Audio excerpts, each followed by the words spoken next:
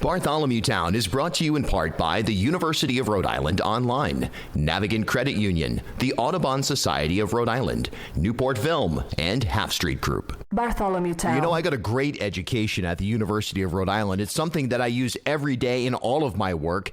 And now the University of Rhode Island, if you haven't heard, they're offering a wide array of programs online. That's right, URI Online. Check it out at uri.edu/online or give them a call, 401-874-5280. I can't thank the University of Rhode Island enough for the outstanding education that they provided me. They're one of the best universities in the Northeast, public or otherwise. Give them a call, 401-874-5280. That's 401-874-5280, and learn about the University of Rhode Island online. A fresh perspective on transit in Rhode Island. Good morning. And Chris, I guess the first thing to do is introduce yourself to the Rhode Island universe for anyone who doesn't know you. Yeah, sure. Christopher Durand, and I'm the new CEO for RIPTA.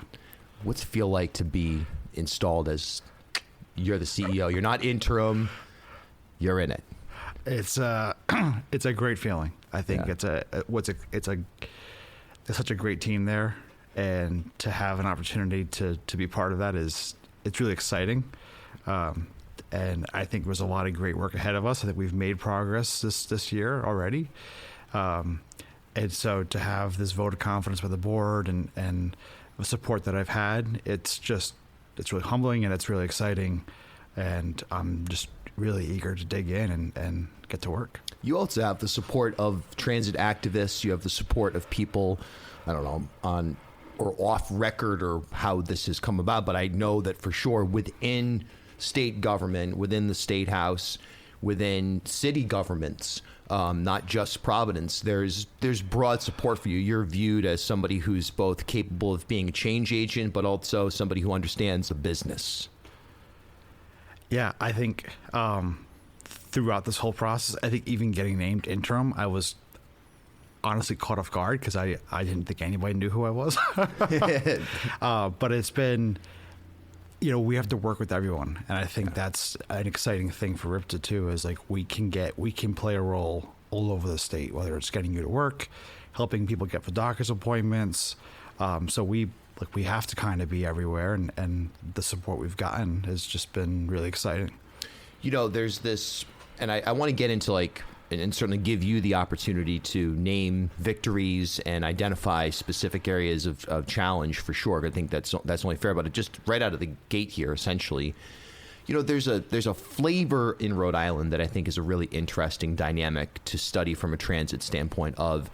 There's a desire by some people to really shift us towards multi-modality, be that with the implementation of bike lanes, be that with the implementation of expanded bus routes, last mile elements to that. Maybe that's a private partner, like an Uber type of scenario, or an MMT from a medical standpoint, ferries, so on and so forth, light rail perhaps. These are all things that there is certainly an appetite for. Yet at the same time, we see resistance to that from municipalities and resistance to that from another sort of unnamed large chunk of the population, just on an anecdotal level. Is Rhode Island ever going to get to a point where it's truly a multimodal state? I think so. It might be a bold statement, but I think so. I think it's, we have a vision for the future. I think something like light rail. We were at a public meeting on that initiative in West Warwick, and they could make that connection. They could see, oh, hey, by having this stronger service here, it's easier for my community to connect to it. And there's more options to connect to it, which means the opportunities for the community is much bigger. And so I think it's just, we have to get out there and talk to people, listen to people, and figure out how we can kind of make those connections. We're a statewide system, and it's the smallest state, but it's a big state for transit, and every community is different, and we've got to find a way to kind of, the same thing's not going to work everywhere, but I think we can find opportunities to help improve that mobility overall. Mm-hmm. We've had senior centers reach out saying, hey, we've got a bus, but we don't have a driver. So we connect them with retired drivers who are just looking for something to kind of do during the day. Little things like that have helped kind of move the needle on just creating more of those options. And I think having that multimodal approach, I think rail and bus is like that, like those connections work. We see in Pawtucket Central Falls. We need to kind of make that connection in Providence as well. And then you're seeing a lot of development happening in Warwick by the airport where, again, we've brought the train there. So I think it's something that'll take time, but we're getting there, I think. Yeah, because it's also a psychological thing for the population, so to speak, to say. Yep. But there's practical implications as well. There's certainly been scenarios where people have looked at RIPTA and said, hey, wait a minute, either the bus is not on schedule or there are routes that are not particularly practical. For example, Newport to Kingston, it's, I don't know, 15, 20-minute drive by car. It's an hour plus bus ride by the time that route takes you into Middletown, then down to Jamestown, then here, there. So there's a practical implication there. Do you imagine that you're going to evaluate as CEO, that you'll be reevaluating some of the routes, maybe creating express lines and things like that? Yes, I think that's exactly right. I think that's a good example as well, like looking at the 14 and everything that happens on that route. Who's riding? Where are they coming from? Where are they going? Can we do that trip differently in a way that would attract more people to do those connections? We recently launched Amazon. We have service to Amazon out in Johnston. So we have a direct bus that's going from Kennedy Plaza straight out there. And we're already seeing about 30 people each way using the bus, which makes it right off the bat one of our most successful express routes. And coming out of the pandemic, that's a win we've needed. But we're looking at that to say, hey, how did this work? We're not doing it all day. We're doing it with shift times. We received word last night, but they're going to adjust some of the shift times to kind of accommodate the workload there. We can respond to that. And I think that model is what we have to replicate. I think the same thing, looking at Kingston, thinking about Quonset, thinking about all the people who are going down there, all the work that's happening down there, all the jobs, all the opportunities, and they're running out of parking, and we've got service there now, but we've got to kind of rethink how we do that to say, like, there's got to be a way to get some of these folks onto one of our vehicles. And it may not be where someone's getting rid of their car entirely. It may be like, hey, they can go someplace and take the RIPTA to get to work. And then, they do something different at the other trips. But I think any trip we can capture, it's just going to help strengthen where we are. Yeah, I'm so glad to hear you say that, because there's been a lot. Again, we were talking offline. I lived in New York for a decade, grew up in Rhode Island, but lived there, and certainly was transit oriented in that time. It was almost it was a nightmare a lot of times to drive, just from the standpoint of getting a parking spot. But one thing that's true now is when I go into the city, I've tried everything. I've tried take the bus, I've tried take the light rail, take the Amtrak, whatever, and I have found exactly what you just said. For me personally, the best thing to do is to drive to the outskirts of, well, now I guess what would be considered kind of the center of Brooklyn, and just park, and then from there use transit. And that's a valuable service in and of itself that we don't necessarily think of here in Rhode Island, where, there should be parking hubs, so to speak, be it park and rides or things of that sort, that there's still a value even if the entire trip isn't start to finish public transit. If it's in part public transit, that's both helpful to the customer, but it's also helpful to reducing the amount of traffic and the need for more parking, especially when you're talking places like Providence and Newport. Yeah, I think absolutely. And I think as part of DOT's project down in Newport, they've opened another park and ride there. So we're modifying service in January to start serving it. And it's, but we've got to talk with the business owners, and we've got to talk with, companies who are looking to staff up. There's a lot of opportunities out there, and I think thinking about what's working well with our 10X with Amazon, and how do we replicate that elsewhere to keep building on that. Yeah. All right, Transit Hub in Providence. I mean, it's been an interesting experience watching it and in talking to so many people about it. It exposes both different visions for what the city will look like, what the city of Providence will look like, what it will be. It exposes levers of power in particular individuals and their oversized influence in shaping policy in the city. It's shown a desire and an outpouring from folks who either use transit or are advocating for transit to say, hey, wait a second, here's what we need, here's what we want. It could be now that we're connecting the transit hub much closer to the train station, which has an upside to it. A lot of folks want it to stay in Kennedy Plaza. Where are we at with this transit hub? Because it's such a major piece of your operation. Yeah, it's the heart of our system, right? So there's been so many initiatives over the years since the bond referendum in 2014 to do something. And there's been it's a complex problem for every reason that you just said. I think what's different about this time is we're taking what's called a progressive approach, which means we didn't go out there and say, we want to do this. We went out there and said, we need the right folks who can help us figure out what the right project is. And there's a lot of flexibility within that approach. And it's gotten from a place of, we had a lot of different opinions about it at the onset. But as we were kind of working through this process of exploring different things, opportunities have opened up that we never could have imagined. Funding sources are out there that we just weren't even aware of.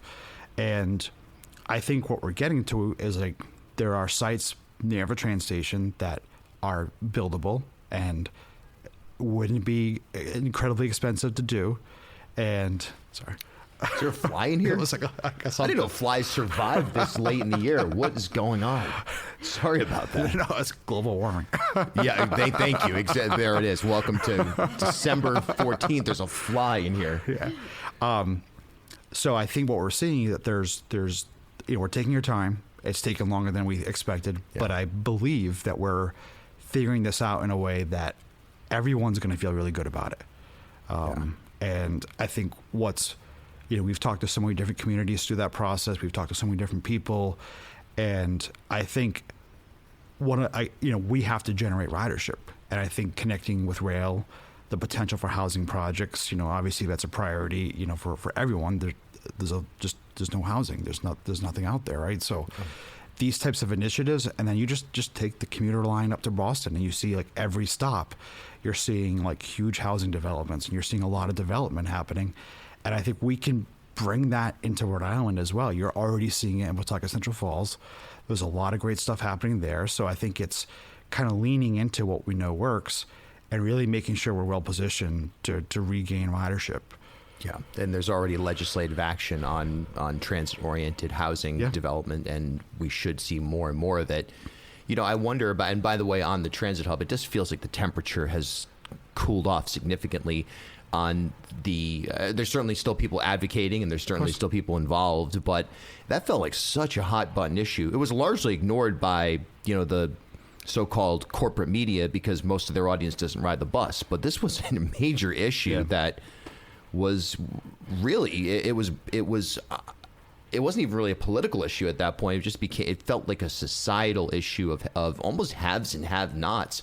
But now it feels like, and I think you have a lot to do with that, transit activists and those, most importantly, those who are riders are saying, we have a seat at the table and we're going to figure this thing out. Yeah. And I think we've shown real movement. And I think that's what's helped kind of calm that down a little bit to say like, hey, we are listening. We do care.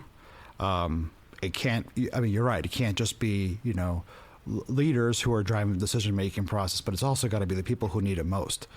And it's a priority of mine is to really make sure that we are doing a good job of listening to the people who need it most, being responsive to those communities. But we all, I think that all can come together in a really positive way. And I think it's opened up a lot of great conversations about, the supportive services that are needed downtown, what are these different issues. And it's not unique to Rhode Island. This is happening everywhere. So there's a lot that we can kind of do together. And I feel like that's really starting to, happen. Economics of transit. Some people look at RIPTA as a loss leader. I don't know if that's necessarily the right term. I think it's a public service, whether or not it receives whether or not it's a business model that is going to enrich the corporation, so to speak, or the agency, I should say, or if it's something beyond that. But the reality is also people forget that if there may or may not be, and you would know, economic impact studies of what additional transit brings to an area. Common sense would tell you if you can get from point A to point B and you're not obsessed with, oh man, is my meter about to expire in downtown Providence, or you're exhausted from driving around in circles for 45 minutes, you're likely going to spend more money in a given economy. Yeah, I think something that we've looked at is a lot of the development that has happened in the state decades ago was based off of the transit lines that existed at the time. And so it's, kind of rethinking what that looks like, but being responsive too, but like rethinking kind of what some of this looks like to make sure we're being responsive. I think I'll come back to that Amazon example. 30 people have access to a job that they otherwise wouldn't have had, and are utilizing that service. And so, we're helping. First of all, we're creating jobs in our drivers and investing in their workforce, which is, I think, a positive thing. And then we're bringing people to jobs, and hopefully those are good jobs, and hopefully we're creating a lot of opportunity for people. And I'm really excited about the new year, and just to see like where we can go beyond that, and where can we go beyond. We need to do better, I think, at getting people to work. But I also want to see us like supporting, if you're going out on a Friday night downtown, like there's no reason not to jump on a RIPTA bus and explore the city.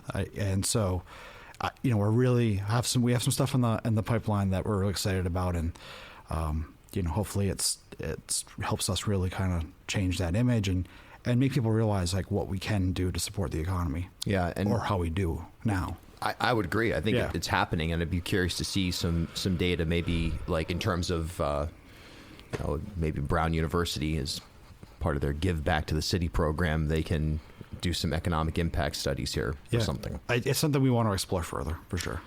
The finances of RIPTA are, it's not, largely it is not funded by, I don't actually know off the top of my head. I did know this at one point, but basically when people get on the bus, that's not the sole source of revenue. That may not even be the dominant source of revenue. If I recall, it's more of a grant or federal funding based formula combined with advertising.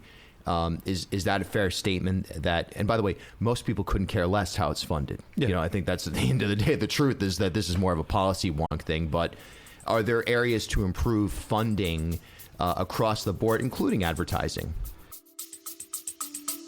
Bartholomew Town. Birds are disappearing from our landscape at a rapid pace. Over 1/3 of those breeding on Audubon Society of Rhode Island's wildlife refuges are in decline. Climate change has taken a toll on their migration, nesting, and food sources. While science is highlighting the problem, Audubon is working on real solutions with a plan to rapidly reduce their carbon emissions. The organization will be free of fossil fuels by 2030, with renewable energy powering Audubon's buildings, equipment, and vehicles. To shape our future, all of us must act. Learn more about Repowering Audubon, their avian research, and how you can join their fight for climate resiliency. Visit asri.org/repower. Newport Film screens the latest critically acclaimed documentary films year-round across Rhode Island. Like a film festival, Newport Film often gets early access to films before they're available online or in the theaters. Stay up to date on their latest screening events at newportfilm.com or on Instagram @NewportFilm. Are you looking to advance in your career or explore a new field? The University of Rhode Island now offers a comprehensive portfolio of fully online programs designed to bring world-class education to you anytime, anywhere. Choose from a wide range of flexible, asynchronous programs in business and leadership, data, tech, and STEM, healthcare and pharmacy, marine and environmental science, and more. With expert faculty and innovative courses, you'll gain the skills and knowledge to thrive in today's competitive world. Are you ready to take the next step? Visit uri.edu/online and discover how URI Online can help you achieve your goals. URI Online, learn anywhere with us. Half Street Group brings a new generation's perspective to leadership communication, strategic public relations, and digital marketing. Half Street helps organizations and leaders take control of their own stories and manage their reputations. They get results for their clients by focusing on audience message and culture, and by leveraging their decade-long relationship with media and opinion leaders in the Ocean State and throughout New England. Join me and Half Street Group founder and president Mike Rea for a conversation every month about news of the day, the hottest hottest media analysis and a look behind the scenes at how impactful leaders drive conversations. Learn more at halfstreetgroup.com. As Rhode Island's first ever member-owned credit union, Navigant Credit Union has been a staple in the local business community for more than 108 years. Today, Navigant is a $3.4 billion institution serving more than 136,000 members across 25 physical branch locations. But since its founding in 1915, the mission has never changed. Navigant Credit Union's team of financial professionals have remained committed to improving the financial well-being of the families, businesses, and communities they serve across Rhode Island. Learn more at navigantcu.org. Yeah, so I think, our passenger revenue, that's what people are paying, or a business buying fare products so someone else can ride. It's about 20% of our total revenues. Right.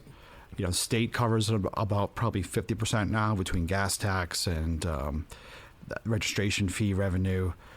Can't forget that we did get $15 million in state funding for this fiscal year. So we're very thankful for that. And that's a major investment in transit, along with the state funds we're getting to leverage federal funds for the infrastructure law. And then, the federal revenues are a big piece of that, mostly covering things like maintenance and that type of thing. I think the opportunities there, advertising is one of them for sure.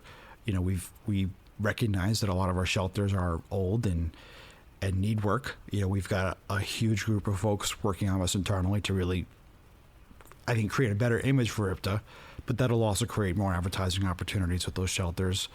But even that, like advertising revenue today is about $2 million a year, and we've got a $140 million budget, right? So things like I keep coming back to this, but I think it's a good example of like the Amazon service where, where you have a bus that's going from it's going from our garage to Kennedy Plaza, out to Amazon, back to the plaza, back to the garage. It's not a ton of time, right? Yeah. But we're moving a lot of folks. Where can we kind of build on that and find other shift times and different things throughout the day to kind of build up that passenger revenue and create, at least start solving some of these problems. But I do believe there'll be revenue attached to that as well. And then, I think the more effective we could show that we could step into these issues, if we're solving issues such as like access to housing and access to jobs, well, now, hopefully state leaders say like, hey, it's got to be a combination of things. We can't solve it on our own, but it doesn't mean we can't bring something to the table. Mm-hmm. And there's also, I recall the Avenue concept launched a bus maybe a couple of years ago that I think of arts in transit, and I think of ways to use, whether it's dedicated, grant funded, private donor funded, or just sort of hey, we have inventory, for lack of a better term. We have, whether it be a shelter, internal or external, on a vehicle. I think there's a great opportunity there from a connectivity standpoint to put more art on the trains. On the buses. Yeah, no, I agree. We do some stuff now, but I think it's a good way to engage the communities too, and just like have those. There's a lot to pull from. So yeah, agreed. Last couple of seconds here, or really, I'm not rushing you out here, but we agreed to 20 minutes. So. The megapolis is something that I think about all the time. I think about we're so provincial here in Rhode Island that oftentimes, from South County to Providence seems like an impossible trip. Never mind thinking about, quite frankly, southern New Hampshire and Portland all the way really through northern Virginia. I mean, but let's even truncate it down further from just Boston to New York and call that our quadrant of the megapolis. The connectivity there is definitely much better between Providence and Boston. But when you're talking point south, when you're talking to New York, whether you're talking to New Haven, where there's tremendous opportunity there for Rhode Islanders, both through Yale and other employers and creative generators and so on and so forth, there seems to be just a lack of effort to really connect the Northeast by light rail in a way that's meaningful, or to make trains affordable. I know you're not Amtrak. I know you're not Shoreline East or the Metro North or anything like that. But I mean, if you want to take a train to New York from Providence, I mean, you may as well you may as well fly. It's almost it's absurd how expensive it is, and also it's not that convenient. Yeah.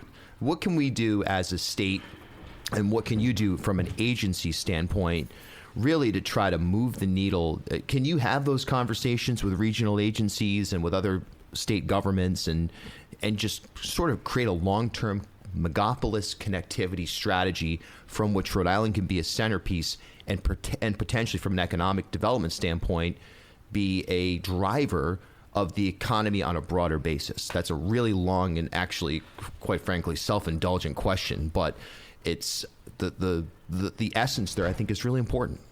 I think it's a good conversation. I think what we're like, the MBTA general manager had come down this past summer to meet with us and to see our charging station. And we met him on, they took the train down, we took the bus up, we met in Pawtucket Central Falls, and we went down we took the R line down. It was, him and I had a great conversation for that entire time about, he was impressed with the ridership. He was impressed with the connectivity. We were kind of putting questions back and forth on each other, like why is there two different fare systems, at these, can we partner on that? Thinking about the South Coast Rail project and the fact that we already do have service to Fall River, and how can we kind of improve connectivity all throughout the region? And we're having those discussions with the MBTA. It's early and it'll be complicated, and their rollout is taking some time too, but we're having those conversations. And we do work closely with the regionals and the Attleboro and Fall River areas. Like, so we're having those conversations, but to your point, like, yes, there's a lot of options to go from Providence to Boston. Providence South is a challenge. Something we're working on right now. I think that our Metro Connector study, it would definitely strengthen that and bring that further south. Right now, we're looking at building a mobility hub at the Kingston station. So we would have kind of a little hub there that we would allow us to kind of better serve the southern portion of the state. And Amtrak goes there, and there's rail connections there, and I think that'll keep helping grow that conversation. We had a passenger, request, and I don't know how feasible this is, but about, like, couldn't you extend the 95X into New London? Could you make that connection now? It's 18 miles into another state. I'm not entirely sure, what the logistics of that are, or the legality of that even, but it is showing us that there's a way here to kind of think about this a little bit different, and maybe we do make that connection, or find a way to make that connection, or connect with, the agencies on the other side.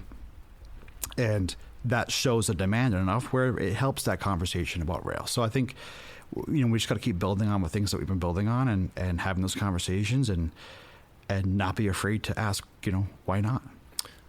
You're doing amazing work already, and you've changed the perception of RIPTA in a short time from, I don't want to get into your predecessor or anything like that, or that's not what I even mean. I just think that you've got buy-in from a super sector in this state that has felt ignored for a long time, and finally now feels like they have a seat at the table. That alone has changed the perception. Pair that with a real positive sense from the State House and from city halls around the state. I congratulate you on doing something really special here, and I think it's a really exciting moment for transit in Rhode Island. Last question here, elevator sort of style, boom, you get on the elevator, someone says, give me 3 things that RIPTA is doing well, give me 3 things you want to improve on. What are they? I think we're making good progress on workforce development. We've built out our training programs. We've we've worked with our union to really build up that relationship, to make sure that we're all working in the same direction. Added some really great training programs. We're going to add more to really support them. We're looking at apprenticeship programs and mentorship programs. We've got an aging workforce. They're all valuable. Every employee we have is a great team member. But we have to make sure that we, as that workforce changes, that we can bring in new folks. Otherwise, we've lived the experience of not having enough employees, and then what that means across the board. I mean, we can't make service. You can't count on the bus being there. We're making progress on that, and it's I think a really big accomplishment, but we've got to do more. I would say we're making good strides in our technology. We're going to be rolling out some more digital signs at different bus shelters, especially Kennedy Plaza. We see them in Pawtucket, Central Falls. You see them at Warwick, at the night campus there. Improving that technology, improving the connection, improving the connections of technology within the agency that would allow, give even more visibility to riders so they understand what's happening day to day and can make determinations. And then I think on the last front there is just, again, making the passenger amenities, people need to know we care. And if you look at some of these shelters today, you're not going to get that feeling. But we do. It's a really tough challenge to crack, but we're going to really make some efforts this year to start showing some improvements there. So, we want to make the system more reliable, more friendly to use, put more information at your fingertips. And, I think it's just creating a better experience that you're more likely to use the system in the first place. Yeah, exactly. That's really the biggest challenge and what would be the biggest victory, I think, for sure. It could be your doctrine when it's all said and done. People want to use it. Thanks for your time. Appreciate it. Thank you. Appreciate it. You want to talk about longevity? Take a look at Navigant Credit Union. As Rhode Island's first ever member-owned credit union, Navigant Credit Union has been a staple in the local business community for more than 108 years. That's right. Today, Navigant's a $3.4 billion institution serving more than 136,000 members across 25 physical branch locations. But since its founding in 1915, the mission has never changed. Navigant Credit Union's team of financial professionals have remained committed to improving the financial well-being of the families, businesses, and communities they serve across Rhode Island. Learn more at navigantcu.org. Hey, thanks for stopping by Bartholomew Town. For more content, follow me on Instagram at Bill Bartholomew.